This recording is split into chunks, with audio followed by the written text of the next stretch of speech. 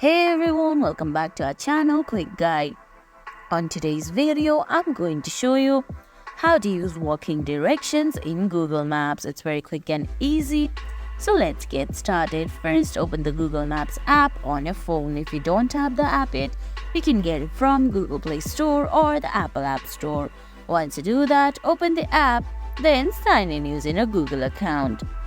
Now on the screen, you can see options like search bar and user icon, explore, goals, saved, contribute and updates. Right above updates, you can see a direction option. You can go ahead and tap on that and look for your starting point. Then choose a destination where you want to go.